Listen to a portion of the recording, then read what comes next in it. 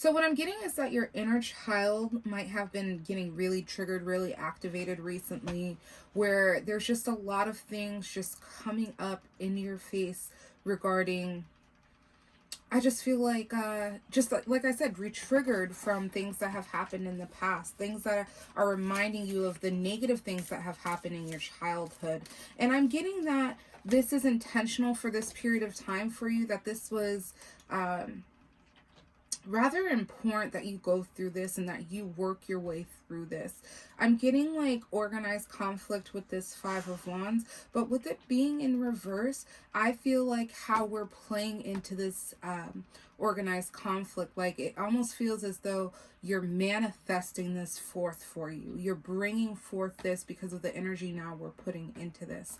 And so this Moon card, you might not see how you're manifesting this. You might not see the role in which you're playing, but you also might not see the fullness of the experience that you're having right now. That you might be focused on the negative of right now. Oh, you don't want to go back in, huh? You might be focused in on the negative of right now rather than what all is actually available to you, because there's always going to be that spectrum available to you, whether it's like the worst of the worst or the best of the best. That I don't know how to say this.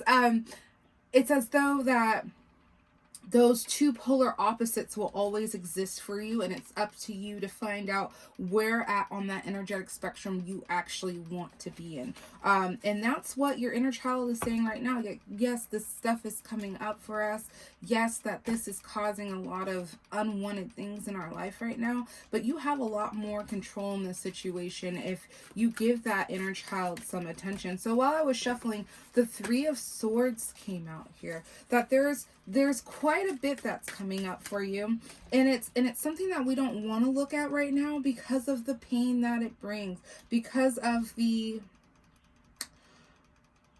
anguish, the anxiety. And it's not even so much anxiety, it's just this deep-rooted pain that is just, every time it comes up, it's piercing our hearts, because with the Ten of Cups on the bottom, this is where you want to be. The Nine of Cups on bottom, this is where you want to be. This is where you want to be celebratory right now. You want to, it's kind of coming off as toxic positivity almost, where we're wanting, or we're putting up this like, oh, celebrating my life. So if you're like an influencer or something like that, or a content creator, it's almost like that false personality being put up front. What is it called when you personality imposter syndrome? That's what it is. It almost feels like there's a bit of imposter syndrome here, but in the sense that you're not fooling yourself, not, you know, to believe this alternative. It's more like we're doing this to cover up a lot of shit. So that's where the imposter syndrome comes in for me, and it's because we're mulling over these Three Swords. We're not looking at the things that keep coming up, and those things aren't going to go away. They're going to get amplified. They're going to keep coming up, and sometimes in even more obtuse ways, or just different ways than how we would see it.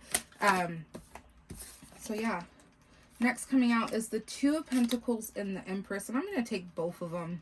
So what this is telling you with this Two of Pentacles and then this Empress coming out is that your inner child really wants you to make that decision, make that choice, to make some shifts in your life, to choose to deal with what's coming up, but to choose more positive emotions on that spectrum coming through. It seems that you really are in need of this divine feminine, this receptive energy, but also that healing that comes forth from taking that middle path. And that I feel like you're being called forth onto that middle path to start making some significant changes in your life. This might be somebody going through a spiritual awakening as well. I'm going to see if there's one more card that wants to come out, because I'm just feeling like something else is wanting to be said at this time.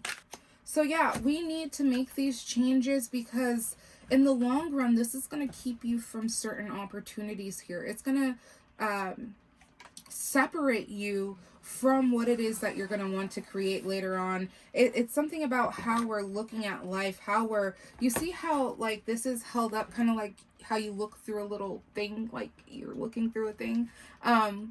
like a little monocle or whatever. That's what is coming through to me. And it's like, we're not going to be able to see what exists outside of that tunnel vision with these filters. They're going to, it's almost like only creating from a limited well, because you could create whatever is in this universe. You can go beyond and above it, but it seems like you're going to be creating from a place that is only from this very limited area. Okay, bring in the light, coming out first with citrine.